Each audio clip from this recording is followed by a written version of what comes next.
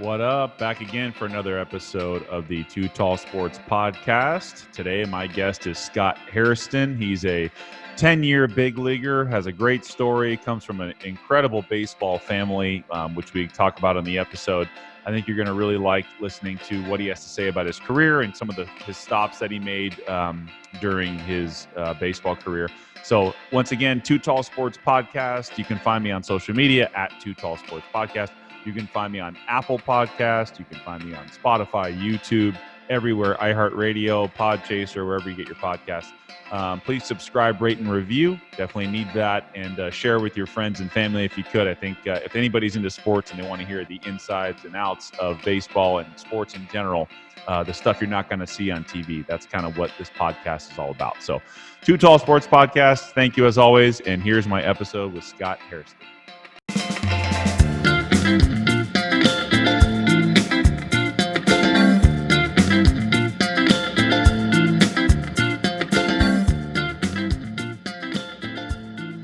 All right, welcome back to another edition of the Too Tall Sports Podcast. My next guest is a former big leaguer for over 10 years. He comes from the biggest baseball family in the history of Major League Baseball. We'll get into that.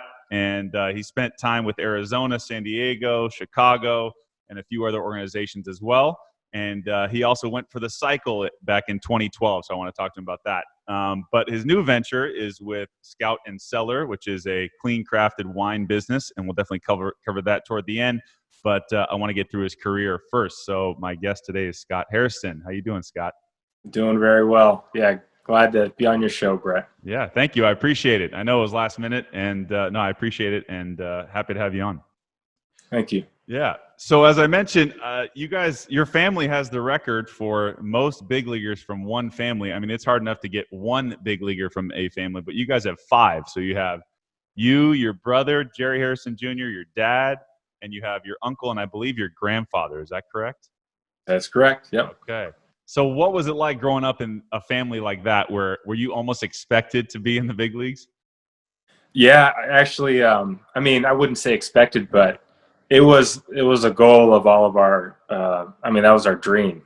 My brothers and my cousins. I mean, we all wanted to make it, and we pushed each other along. We are always had a conversation over the phone, just keeping up with one another's careers, and so baseball was always talked about at that family gathering. So we couldn't help but do that. With my grandfather, that started it all, and my dad and my uncle, they would always share their stories at gatherings. And but yeah, I was so fortunate, man. Like I don't know. People ask me all the time, what was it like? And it was great. I mean, I had a lot of people that I can go to in my family to get advice from, and a lot of inspiration. And my dad, obviously, he grew up in a tough neighborhood in Birmingham and during the civil rights times, and he instilled a lot of values that hard work and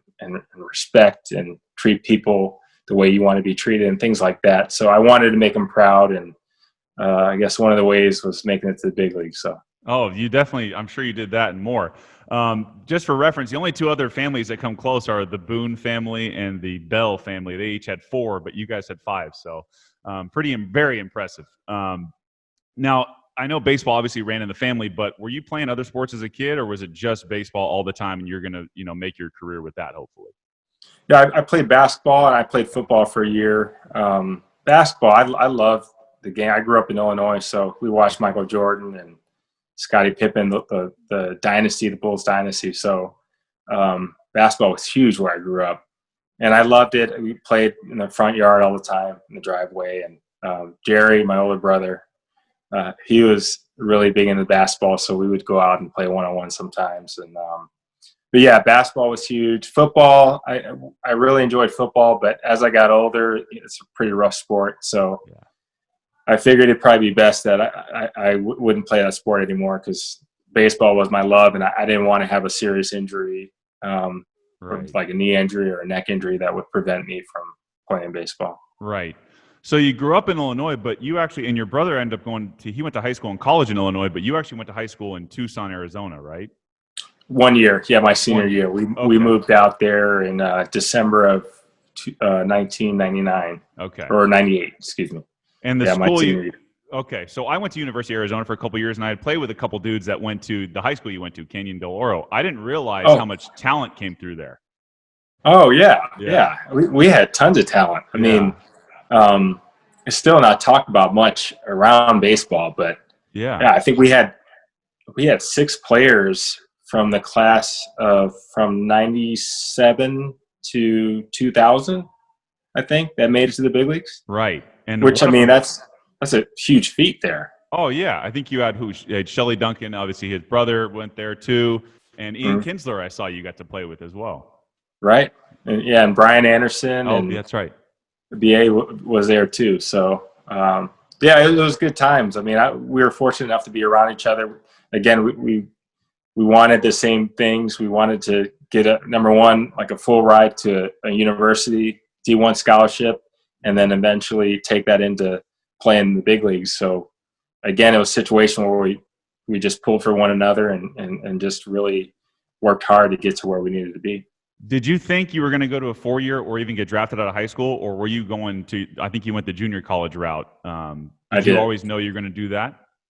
No, so that happened really last minute. I was getting recruited by ASU, and it just didn't work out. I guess halfway through my senior year, halfway through the season, actually, they had this kid that they're eyeing in California that ended up signing with them, and that was kind of the writing on the wall with me. It was either him or me.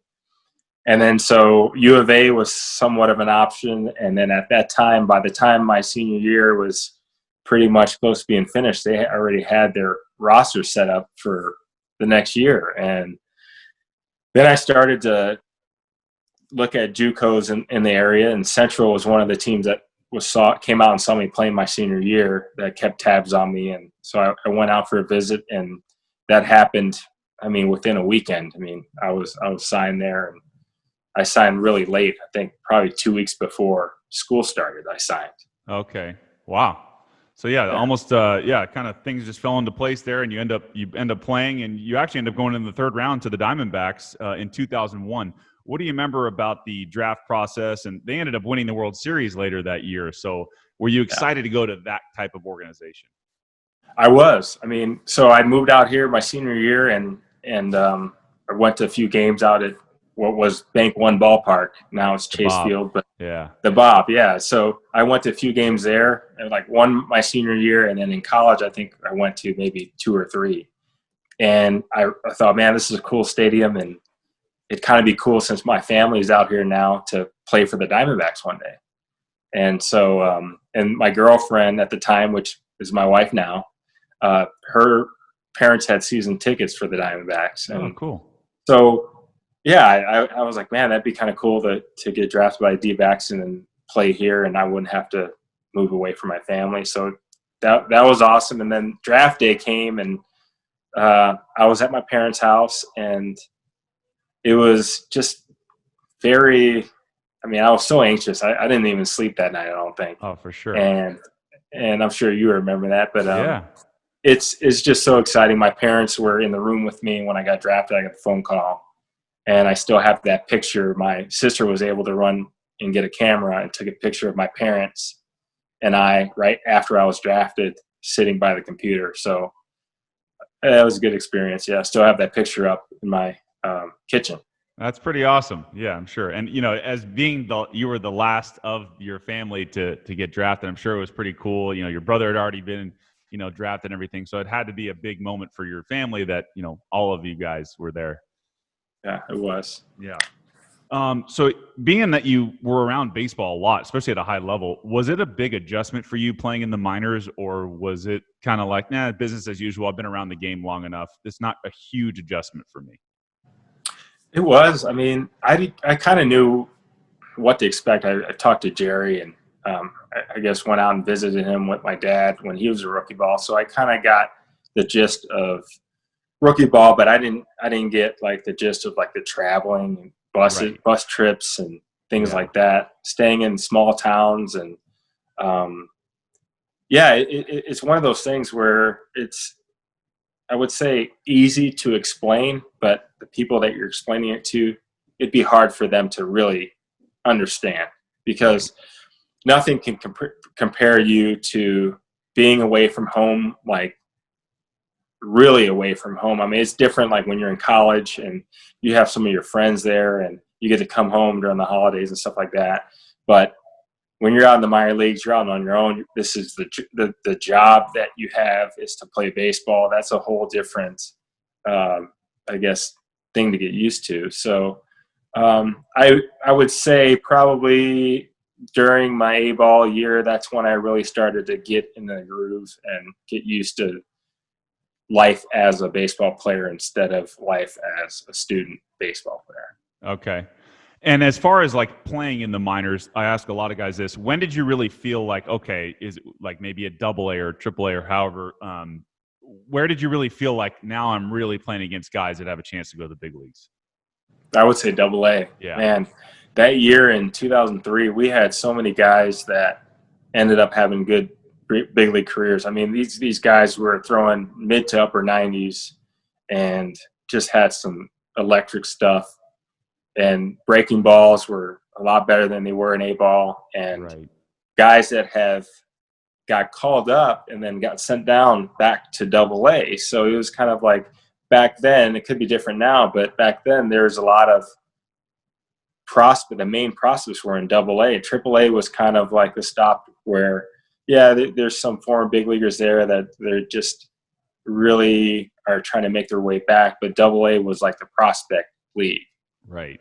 So I think that was the level to where I was like, man, okay, if I can keep up with these guys are knocking on the door. A lot of the guys that I faced in double A that year made their debuts either later on that year or the next year. They're part of the rotation.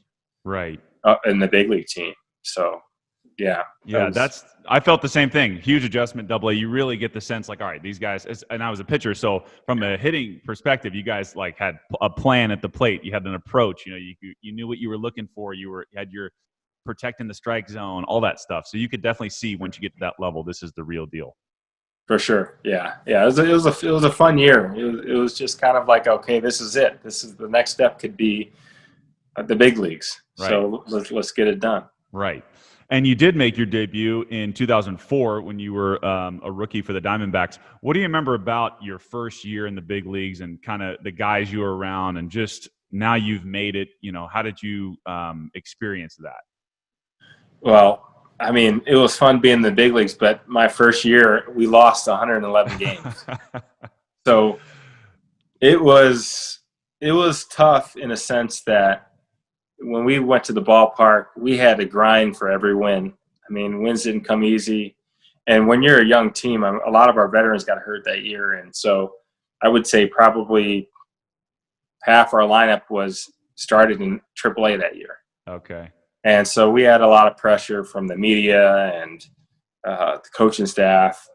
And just 3 years previous, they were world champions. And then now the worst team in baseball, and that happened to be my rookie year. So it was hard in that aspect. You know how it is when you walk into a clubhouse and the mood is kind of down and you're kind of like, all right, man, we've lost 9 in a row. Let's not try to make it 10. Yeah. And you put pressure on yourself. And for a rookie, man, you don't think that you're ever going to be a part of that, the worst team in baseball, but it happened. So we got through it, and I guess throughout time, I appreciated the teams that are on that were winning more because I knew what it was like to lose, for sure. Right, definitely. And it is crazy how quickly like a regime can change in the front office and just everything changes. You got guys get paid, especially after a World Series. Free agents leave, or it's just a different vibe a few years after a World Series like that. For sure. That's exactly what happened. Yeah. I know it's a business, right? It is. And speaking of the business, so 3 years later, you spent 6 years total with the D-backs, 3, I think, in the minors, 3 in the big leagues or so. And you actually get traded to the San Diego Padres in 2007. And the business of baseball, like we were just talking about. What did you make of the trade? And, were you looking at it as the D-backs like gave up on you, or was it a new opportunity and you were happy to, get another shot somewhere else? Yeah. So in my heart, I felt like the Diamondbacks didn't give me a fair chance. Yeah. And at the time when I got traded, I was disappointed. And I was 27 at the time, I think, when I got traded. And I felt like I was should have been entering my prime. And then they traded me before my prime.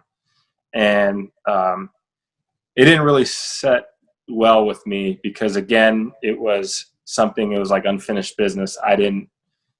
I had a lot of dreams that I wanted to fulfill in Arizona, and which I didn't get a chance to do it. So then I went to San Diego, and they had outfield of Mike Cameron, Brian Giles, and Milton Bradley. So ridiculous.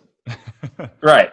So then I get traded from a team where they had told me that their plan was for me to replace Luis Gonzalez when his contract was up. And then they signed Eric Burns to a 3-year contract. And then the writing was on the wall for me. Yeah. So then I went to a team with those 3 outfielders I just mentioned. And I'm like, how am I going to play? When am I going to play? Is it just going to be pinch hitting? So you know well that when you get traded, you're kind of on the borrowed time or the clock's ticking for you to make an impact because it's such a quick moving system. And so I wanted to create some sort of first impression like, hey, we can keep this guy around for the rest of the year and maybe bring him back. So I was fortunate enough to plug in to all those guys whenever they needed a day off, or for instance, Milton Bradley was having trouble with his knee that year. And so any game could have been to where I could go in the 5th or 6th inning. So Bud Black would tell me, hey, you need to be ready to go every day because we don't know how Milton's knee is going to be. He says he feels good. But as time went on, man, I was coming in 5th, 6th inning for it seemed like a couple games in a row. I was able to get some at-bats and hit a couple home runs. And then when Mike needed a day off in center, I would back him up. And then Brian, he stayed in the lineup mainly all the time. But Bud Black had confidence in me to be that backup outfielder, and then pinch hitting as well. I came through in the clutch a couple times. And then so that was kind of my niche for a while. If I wasn't like coming in the game, I would pinch hit in the 8th or 9th inning. Right. And I mean, the guys that you were playing when Adrian Gonzalez was on your team, Jake Peavy, I mean, you guys, just the names, Khalil Green, you guys were stacked, and just being in San Diego, it's a newer ballpark. As far as that part of the game goes, what was that experience like for you playing in San Diego? Oh, that was great. I love that city. I love that ballpark. Yeah. Great atmosphere. It was just a joy going into the ballpark. It's something kind of like, okay, so the mood of the team, the mood of the organization, the manager. I don't know if you know Bud Black well, but he's just such a good guy. He's a good manager. He cares about his players, his staff, communicates with everybody, and just everything's mellow. So whenever you'd walk into that clubhouse, it was just like a good vibe type, beach type feeling, right? Right. And so and they made me feel welcome. Those guys like Brian Giles, Trevor Hoffman, Jake Peavy. Khalil was really quiet, but really nice. Kevin Kuzminoff was one of my best buds. And I just felt really good coming to the ball. And that played a good, especially from where I came from. I mean, It felt like a morgue in Arizona's clubhouse. And then I go to San Diego's clubhouse, and everybody's just in the mood, happy, and everybody treated you like you're one of the teammates. One of the guys, one of the guys. And but yeah, I love playing with those guys. I love that ballpark. And although it wasn't a hitter's park, but I was still able to hit a couple out and hit pretty well there overall. And speaking of that, I saw you had one game in August of 2007 where you hit 3 homers and 3 consecutive at-bats. Do you remember that game? I do, yeah. It was against the Giants. I think I came in for Milton that game. I think I came in the 6th inning or something like that. And then I had an at-bat in the 7th, hit a home run. And then the bat in the 9th was a walk-off. And then the first at-bat the next game, I hit a home run off of, I think, Pat Mish or something like that. And I think one of those games, though, didn't I from what I read, Barry Bonds tied Hank Aaron's record that same game. Yep. That was that day that I hit the walk off. Yeah. Okay. So that was amazing to witness. I mean, I was playing left field. He hit it over my head. Oh, wow. And talk about the crowd was electric. And Barry, he was just something to watch, man. And I was playing right by the warning track because I knew he was going for it. And anything that he touched, if I had to step back, it was a home run. And he hit that ball right off the bat. I was like, okay, this is it. So I just turned around and saw it, and then I saw him running around the bases. And as a player, you kind of, those moments, you're looking around the field, and you're like, okay, years from now, I'm going to think about this moment. Let me just capture as much as I can. And I just watched him run around the bases, never took my eye off him. He touched home plate, and the whole team came out, and there was like a 5-minute delay. And his family came on the field. He hugged him, and that was a really cool experience. I got to talk to him the next day. I was he kind of gave me a look and like, "Hey man, you trying to show me up?" You stole my moment. Yeah, I think it was during batting practice, and like we were at a stretch or something like that, and he like looked over at me, and I said a couple words to him. So that was kind of cool. Oh yeah, talk to Barry. So my buddies and I, we often debate like who some of the best players of all time were, at least for the modern era. And I always lean toward Griffey, just watching him as a kid growing up. But if you had to, I guess PEDs or not, with Bonds and Griffey, or maybe somebody else, where do you stack those two? Oh man, that's a tough one. Yeah. In my heart, Griffey was always my favorite player. I loved, if I were to model my game after anybody, it would be him. The way he went about his business, such a good guy, can do everything. There's really nothing that he couldn't do. Right. And I know it said, but Barry, he could do everything too. He stole bases, he hit for power, he hit for average, and things like that. So both of them line up to where, they can do everything. PEDs or not, I mean, that's speculation. Right. My favorite player between both of them is Ken Griffey Jr. Yeah. Now, hitting wise, it's tough for me to, and I played a lot against, and you played a lot against some great hitters in history. It's hard for me to say that there is ever a better hitter than Barry Bonds in baseball. I can't, what I saw, his plate discipline. I have a quick story about Barry that I like sharing. This was my rookie year. I was playing second base.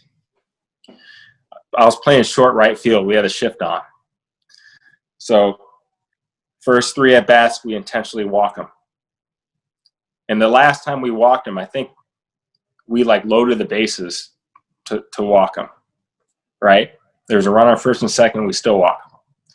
So then the top of the 8th comes in, and we're up, I would say, 5-2 at the time, nobody on. So I'm playing short right field, and I'm thinking, okay, here we go again. We're going to walk him again. The fans booing. The catcher was standing up, and then all of a sudden he walks up the home plate, and then the catcher sits down in the stand, and then the fans started cheering. So I'm like, oh my god! So I looked at our right field, like, okay, I guess we're throwing him. So let's get ready. And so I'm like, all right, well. We had a lefty pitching. I forgot his name. Nasty. He was kind of like a sidearm pitcher. Ball 1, ball 2, and then the fans start booing. Ball 3. So I'm like, man, okay, if you're gonna pitch around him, you might as well walk him. Yeah. So, but I'm like, you never know what's gonna happen. So just this 3-0 pitch, be ready. Yeah. 3-0 pitch, outside corner. Barry swings, hits an absolute bomb to right center. And you remember that Bank One ballpark, that walk way up there, he hit it over everything. Oh, wow. And I remember just being a second base, watching the ball go over my head. And then I watched him run around those bases. He got one pitch to swing at the whole game and hit it 500 feet to right center. Incredible. Yeah. I never seen anything like that before. Right, and the amount of times people walked him and hit, to keep that plate discipline and just not give in, and he was just so good at the plate with that. Yeah, so good. And being a pitcher, if you make your pitch 3 inches off the plate, and you're expecting the guy to swing it at it, like, man, how do you not swing at that? And he was one of those guys. Like, it seemed like right out of the pitcher's hand, he wouldn't even nudge, and it'd be 3 yards of the plate, and he'd take it and take his batting gloves off, and then incredible. So, yeah, I would say Barry Bonds would be the best I've ever seen. Wow. Yeah. No, I'm with you. There's definitely a lot of people that think that. So, back to your career though. So after the 07-08 season, you get traded, and then you end up coming back to San Diego again. Where did you think your career was at that point before you went to New York? So after 2009, coming back to San Diego, I was pretty much trying to build on what I did in 2009. I believe that I had the year that I was capable of having, and I ended up getting hurt at the end of that year in Oakland. Came back to San Diego, didn't get the starting job, which I was kind of disappointed in. Right. I felt like I deserved that, and again was disappointed.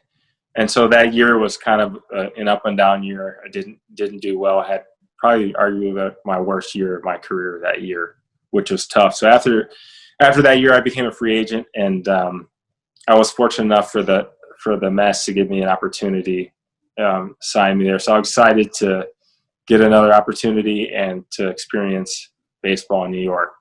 Yeah, definitely. And before we get to New York, actually, I saw that in 2009, your mother was born in Mexico, if I saw that right. Mm-hmm. You and your brother, Jerry, got to play on Team Mexico for the 2009 World Baseball Classic. What do you remember about that experience?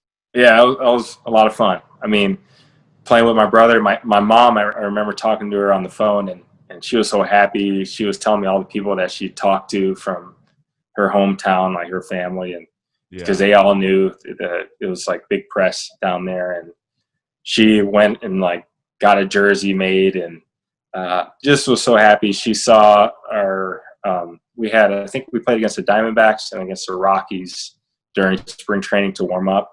Uh-huh. So my mom was there with a few of my cousins that drove up from Mexico, and then being around all the guys. I mean, the Latino culture, and It was never a dull moment. I always listened to music and representing the country of Mexico. That was a lot of fun. That was really cool. And playing against countries like Cuba, Japan, Korea, Australia. That was a really good experience. And my brother and I got to experience that together. So it was nice. It's different when you play for your country, like when every game matters versus, as you know, it's kind of, baseball is a little bit of a selfish game, especially when you're trying to make it and earn your spot. Mm-hmm. But this is different when you're playing for a country. So could you kind of feel that? Yeah, I did. I mean, I felt that. I mean, you can sense it in the crowd. So we would come out of the dugout for stretch, and then the crowd will start cheering, and then they'll start playing music. They'd have the horns and stuff like that. Yeah. They'd start chants, and it's a different type of atmosphere for real. So it's like nothing that you could really explain unless you kind of feel it yourself. Right. And I was hoping to get that opportunity again, but I didn't. But that's okay. I was able to experience it once. Yeah. No, that's still a great honor to do that. So back to 2012, it's probably arguably your best year in the big leagues from what I saw with the Mets. And the one game, of course, I want to talk to you about was late April 2012. You're in Colorado, and you actually hit for the cycle. Did you know you needed, I think it was a double at the end to get it? I did. Of course, right? I did. Yeah. I nobody reminded me. I mean, okay, you just knew. I didn't have anybody saying, "Hey, man, you need to hit a double." But I knew that. I was like, "Oh, okay." So I got the home run. Okay. I need to hit a double, and it was only the 6th inning. I knew I was gonna have like 2 chances to do it, and so I go up and I get a 3-2 count, and I had to step out because I was just going back and forth with myself. I'm like, okay, do I swing at anything, or do I just treat it like a normal at bat? And then I had to step out and then make that decision, act like I had something in my eye or something. Uh-huh. And then by the time I got back in the plate, I made the decision, okay, I'm swinging at anything right now. Because the score was out of hand. I think we were down like 13-3 at the time. Yeah. So my thought was, all right, so the game's out of hand. There's a runner in scoring position. As long as it doesn't bounce, then just swing at it. And then so fortunately, I got a fastball like letter high, and I hit it. And then right when I hit it, I said, okay, it's deep enough to get to the outfielder. And I saw Carlos Gonzalez turn, and he just took his eye off it. And then that's when I knew. I'm like, okay, it's over his head. And then it bounced and hit the wall. And then I just ran to second base and stopped, and that was it. So Crazy. yeah. It was a good moment. Yeah, definitely. Especially when you had you got the hard part out of the way when you got the triple earlier. So yes, like, I know. I just need to, double. The triple's the hardest one to get. Yeah, definitely. No, I'm sure that was a cool moment for you. As far as playing in New York, for people that don't know, especially not for the Yankees, but the other guys, the Mets, what can you tell us about what it was like playing there with the media and just the Met stuff that the Mets do, compared to the Yankees? Yeah, so the Mets, I didn't really know like until I got there. Like the Mets fans would sometimes say, "Oh yeah, we're the redheaded stepchild of New York." Right. We never get any credit, even when we're good.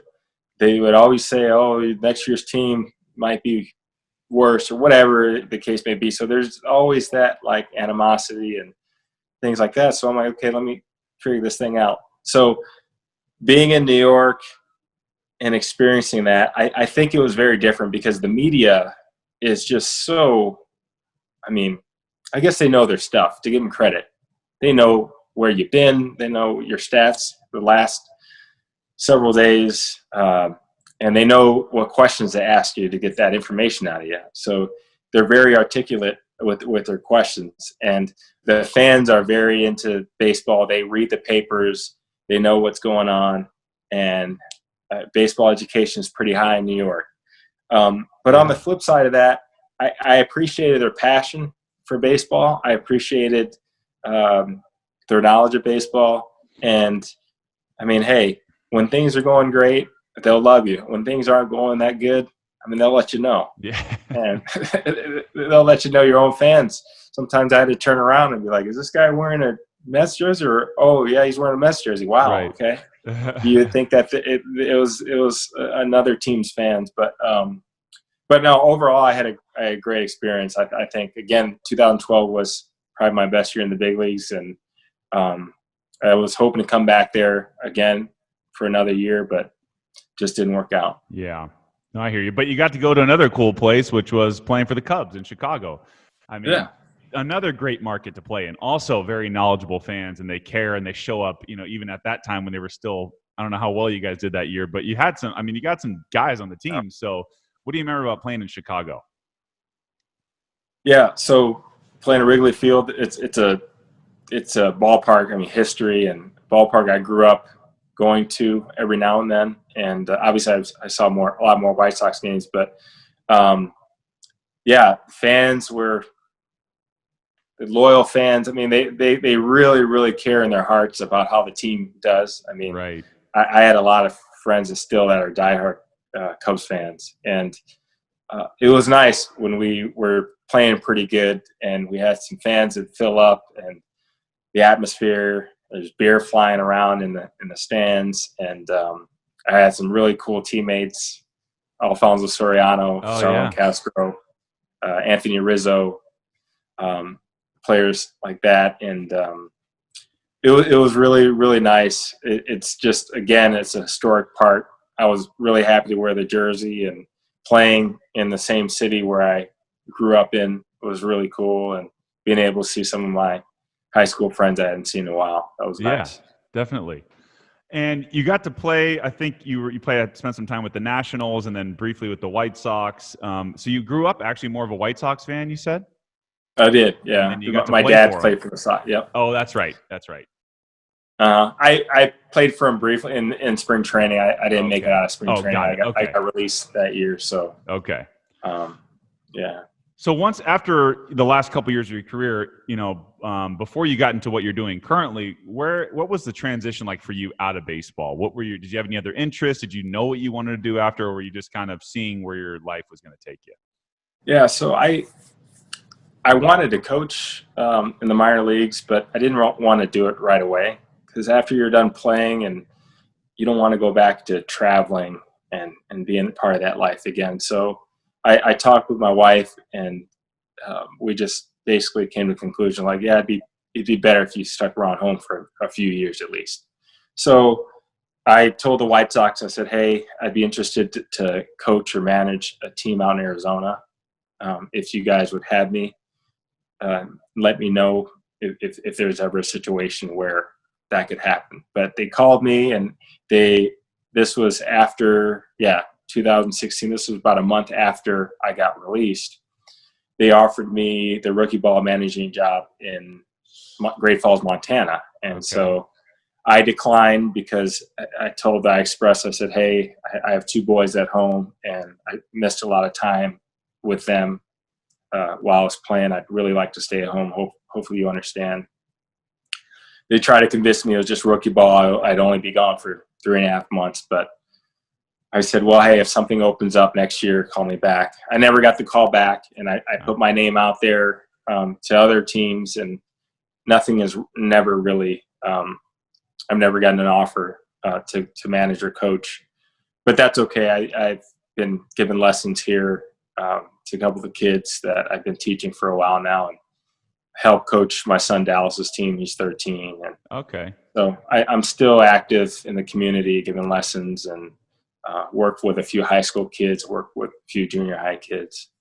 So now that your son's 13, that's a heavy travel ball age. Is he doing all of that, or is he playing more games than you were playing in his season as these kids? Oh man, now? Yeah, the travel ball it's crazy. They have practice 3 times a week, and then sometimes tournament weekends they're practicing twice and playing like 5 or 6 games on the weekend. And so I not only have one, I have two. I have a son that's 13. I have a son that's 14. And my 14-year-old, he's a freshman this year.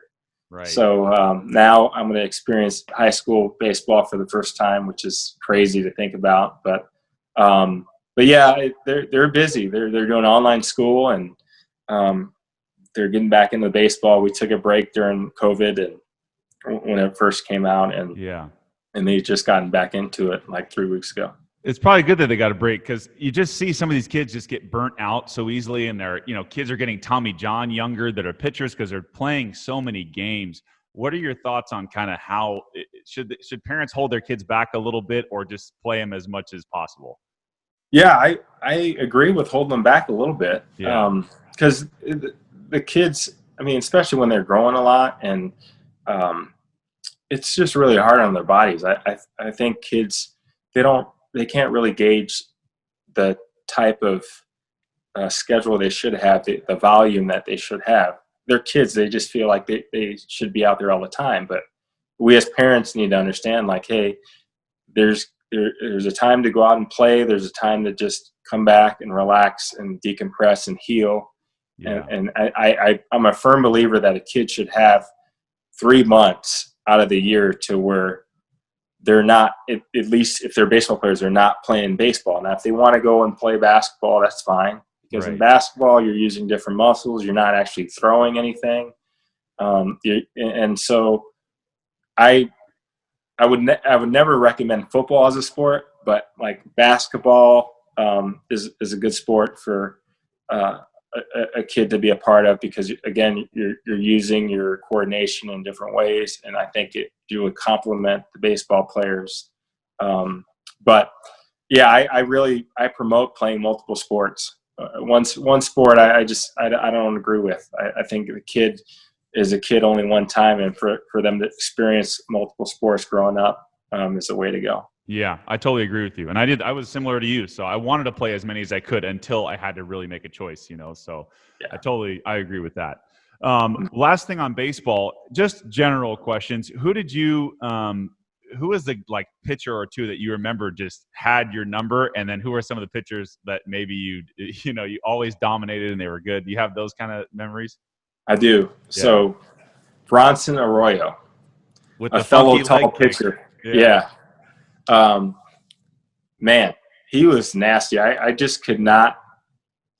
It's not that I sat on pitches. I never was. I always looked fastball, but for him, he would throw so many breaking balls that sometimes you would say, okay, I got to sit breaking ball, because he would just throw frisbees up there. He would throw from every angle, that big leg kick, just stuff flying everywhere. And he would never give in. And I think it got to a point where I was, I want to say 0 for 13, 0 for 14 with 10 strikeouts against him. And then I even asked my manager, I started against him one day. And so I told him, I said, hey, we got Bronson tonight, huh? And he's like, yeah, we got to go get him.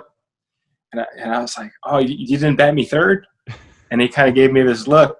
And then I kind of started smiling. And then I go, did you see my numbers against him? He goes, no. I said, you don't have to look at them now. We'll look at it after the game. Yeah.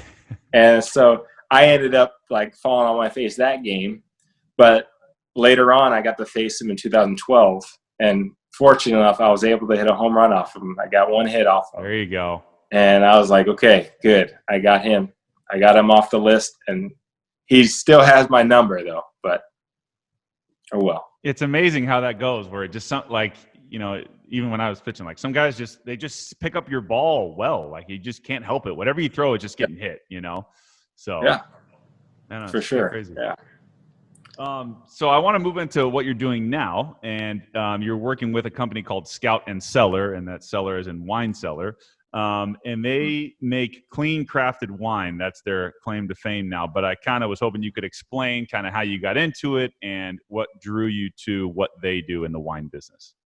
Okay. So my neighbor, who I just met one other time, he invited me to a wine tasting to his house. And so he asked me, hey, do you drink wine? And I said, yeah, I love wine. And so me and my wife went to his house, and they had some neighbors over, and we drank wine. And then he shared Scout and Cellar and says, hey, this is a wine company that just started a couple years ago. They source wines from all over the world, from small vineyards that don't use any pesticides, whatsoever, into their winemaking process. And which I was like, wow, I kind of got educated. I wasn't sure how other vineyards did it, but apparently wine is not made like it should be, the mass produced wine. Right. And so with Scout and Cellar, they source wines only. They don't use any pesticides or no additives or added sugars. It's just all a natural process. So I was like, wow, that's really interesting. I think I could support this brand. And so I started ordering from my neighbor, and then the more and more I ordered, the more I got intrigued by it. And then my friends started asking me about it. And I looked online and said, okay, what do I need to do to make this a little side gig? And so I went online and told my wife, hey, I think I'm going to do what Larry does down the street. And she's like, really? And I said, yeah, I think it would kind of be fun. And so I signed up that night, and then just told my buddies, I'm like, yeah, you don't have to order through my neighbor anymore. You can order through me. And so they're like, okay, wow, cool. And then so as I started doing more research about the company, I just admire what we're doing. They're disrupting the wine industry and basically trying to deal with wineries that source wines and make wines the right way. Right. Now, I'm sure a lot of people would ask, like, all right, there's no added stuff, there's no pesticides, there's no, chemicals that are unnecessary, but does it compromise the taste of the wine that you're getting? No, actually, it's not going to taste as sweet because, again, there's no added sugars. Right. Because people and the wineries know that the mass-produced wineries, they know that Americans like sweet stuff, and they want their wines to taste the same every time somebody opens one of their bottles. But with Scout and Cellar, the wineries that they source wine from, I would say each year a certain wine taste differently because of the environmental, the terroir of the soil, and then the vines. They're going to create a different tasting wine every year, which that's natural. What's unnatural is a winery that adds a certain amount of sugar or a certain amount of additives to add to the natural taste of the wine, and then that way their wine is tasting consistently year after year.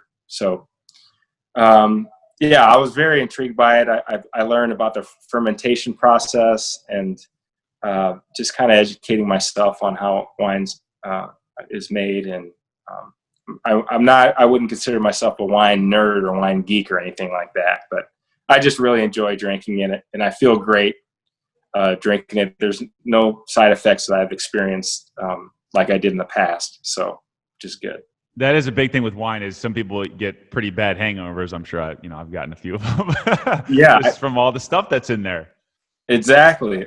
And then that's a thing that hit home for me, man. Like my neighbor Larry is like, just wait until you try this wine. I guarantee you're going to wake up feeling great the next day. You're not going to feel like you've been hit by a truck because you don't have all those additives in your system that is causing you to have headaches or making you feel lethargic in the morning. So he was right. And then I started talking about it, started sharing it naturally with my friends, and here I am. Yeah. So how's it been going so far since you started with them? Good. Really good. Yeah. It's my first goal was to pay for my wine consumption each month. Right. Because I was spending quite a bit of money on wine every month. So I told my wife, I said, hey, best thing about this is I can maybe eventually pay for my wine by itself just by sharing it with people. And she's like, yeah, that'd be cool. And then that turned into, oh, if we can pay this bill, that'd be awesome.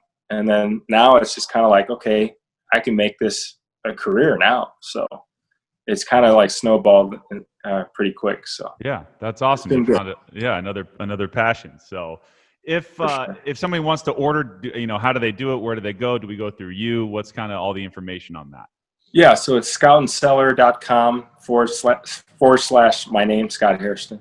And so I do have an account on Instagram, scoutandcellar_Scott. And my main Instagram is Scott Hairston 12. So they can find the website on there in my bio if they'd like to place an order. Yeah, definitely. No, I know I'm going to talk to you about it after this. So I definitely want to try it. So. Oh, yeah. No, that's great. But I appreciate, as far as this podcast goes, thank you very much for coming on, and definitely want to talk to you again in the future, but thanks for sharing your story. Oh, you're welcome, Brett. Thanks for having me. You got it.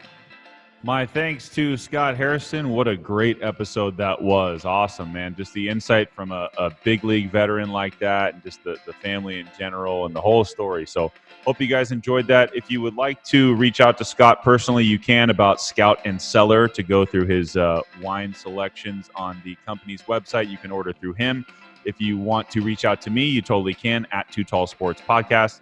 I'd love to help you. Send me a message, however you want to do it. But I think it's a great thing that he's doing, and a cool, new, lucrative business for him. So anyway, Two Tall Sports Podcast, thanks again, and hope you enjoy your day. We'll see you soon with another great episode. Thanks.